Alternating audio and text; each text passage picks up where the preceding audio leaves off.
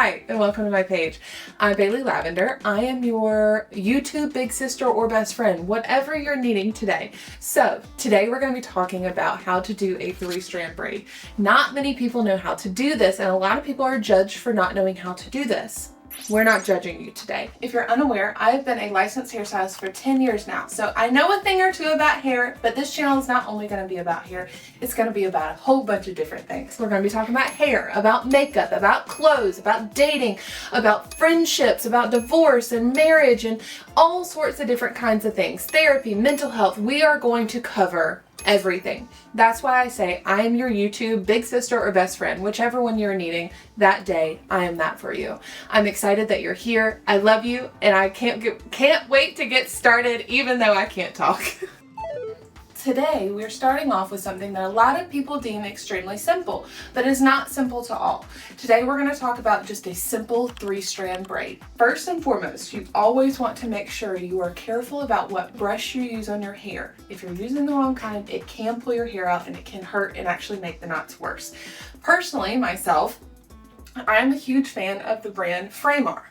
They are big in the hair world, their products are amazing, so I love their brushes. You always want to make sure you're using a good brush. My second recommendation is to always use a detangling spray of some sort. Don't just go in there willy-nilly. First, you're going to want to make sure you're spraying this onto the hair to make sure you're detangling it so you're not going to rip your hair out worse. My favorite currently is the Mica spray. The detangler is called the Wizard. I love it. So when you are brushing your hair, a lot of people want to start from the top and pull down. That can cause breakage, cause frizz, and unruly amounts of knots. Do not do that. What you want to do is divide your hair into multiple different small sections. And you want to start from the bottom and slowly work your way up. So you're going to hold the ends of your hair and slowly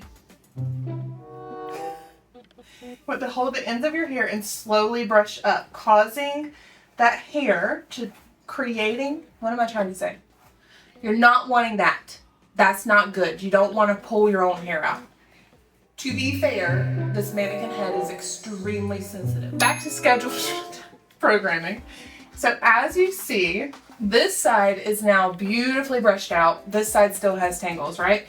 You want to go around your entire head and get those knots, those tangles, the frizziness out before you start with this braid, okay?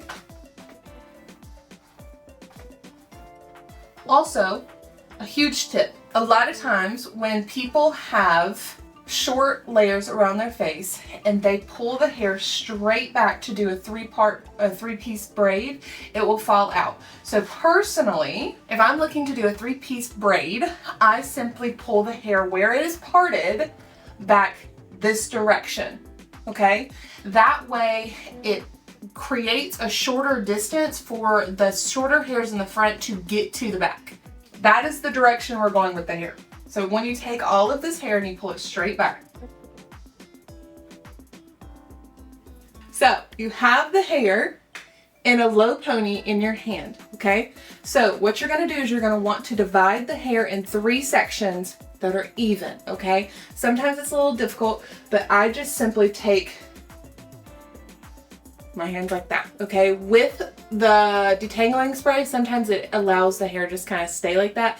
If you have a wiggly kid or yourself and things are moving around, it makes it a little bit more difficult. So just try to separate it the best you can. We're learning. You'll get better the more you do this, okay? So with having 3 separate sections, you're going to make sure you are identifying these 3 sections. You have center, you have left, and you have right. This is the right side. Got it? So what you're going to do is you're going to keep in your brain over, under, over, under. Those are simple as that. Over, under, okay? So I like to start with my right side. That's just me personally because I'm right-handed. So I always go with the right side over the middle, and the middle goes under the right side, okay? Over, under. So now you have this middle side that's on the right, and you're going to want to make sure you're holding this side over here, and you can let that drop in the center if you need so you can pick up the left, okay? So now this left side, you're going to pick that up, and that goes over what's now the center, and that center goes under the other side. okay? So whatever's in the center goes under the opposite side, okay? So again, this right side goes over the center goes under the right side, the left goes over the center goes under the left side. And you're just slowly doing this over and over again. And I like to make sure I'm pulling my hand through to make sure if there's any hairs left up underneath, anything like that, you can move that out of the way. So you're creating a very clean braid just over and over again. Remember, right or side over center, center under right. Side over center, down. You got this. If you struggled with it, just do it again. So how I like to end this, a lot of people, you may not have these at home, and that's okay. If you eventually have the means or you are able to, I highly suggest going to the store. They have them at like any little dollar store. They have them at like Walmart. They have them a lot of different places, okay?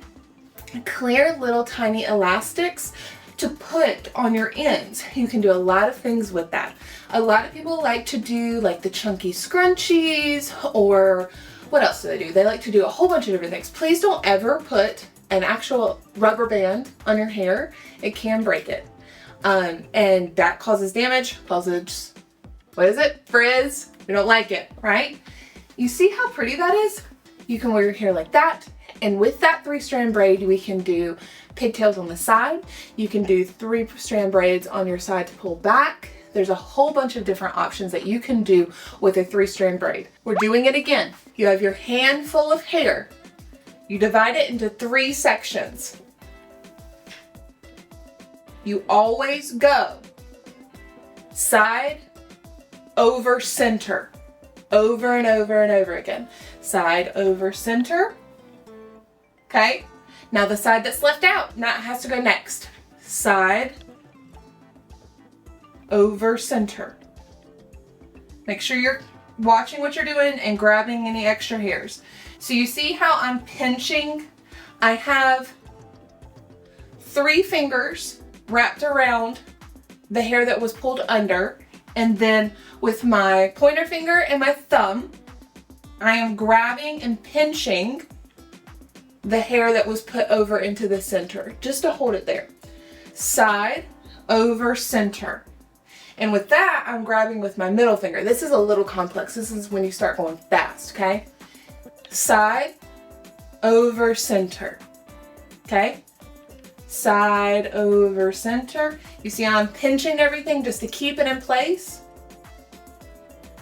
Side over center. And if you're pinching everything, like how I am right here, then you're keeping a side out with the 3 fingers, and you're pinching this, and the opposite side of your hand will have hair still hanging out.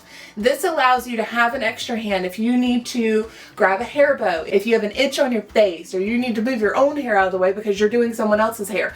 This allows you to have a free hand if you're pinching that together, okay? Side over center, side over center, side over center, over and over again.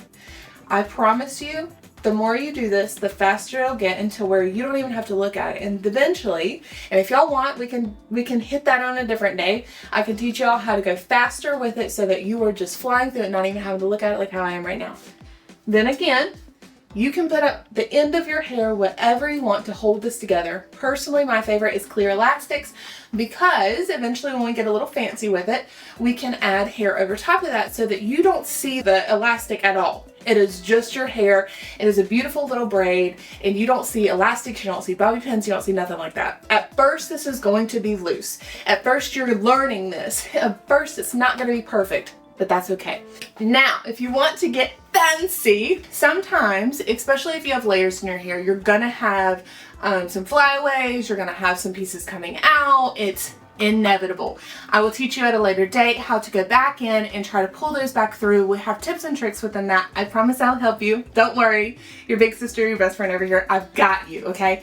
You just have to tell me what y'all want to see next, okay? So, but typically you're gonna have little baby hairs that are flyaways, right? even right ones right around your face. I like to pull out tiny little baby pieces around my face so I have movement, but not everybody is like that. So get your favorite hairspray. There's a ton of different hairsprays out there you can use. I personally like a workable one, which means like the medium hold, ones that are not gonna make you feel like you have a statue on your head or you are now out of nowhere unable to move your face because you had a facelift because the hairspray is too hard. It is a thing, okay? So I like workable ones. This one currently is a high hold. I had a client come in who personally loved having extremely hard hairspray, and I ran out of my typical favorite. So this one's a good one if you are someone who wants to use something that's gonna make sure your hair does not move.